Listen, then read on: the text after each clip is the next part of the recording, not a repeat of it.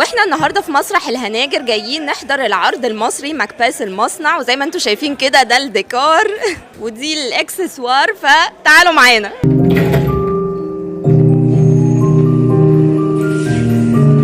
ايه الرسالة اللي بتقدمها من خلال العرض؟ ان ندى ما بيصنعش اي شيء، وان الذنب والجريمه عمرها ما هتصلح اي شيء. طب والتكنولوجي، احنا شفنا الاي اي وشفنا التكنولوجي دي بتأثر ازاي على الانسان؟ انا مدركة، انا ملكك يا مكباس. هي معاصفه ذهنيه كده بين الاي اي واللي يقدر يعمله في وقتنا الحالي. نقدر ازاي الابلكيشن والسوشيال ميديا وغيره وغيره وغيره يقدر يوصل الانسان ان هو يتدمر. 5 سنين محرومه من كل شيء، ليه؟ هل انا ما استحقش؟ والله انا سعيد جدا وفخور ان احنا بنمثل اسم مصر، يعني دي حاجه كبيره جدا. عامل زين، انا مؤمن انها مهمه صعبه جدا وحساسه وعايزه حد معين ومميز، بس انا شايف ان الموضوع كله ما يستحقش. احنا ما عندناش حل تاني. واليوم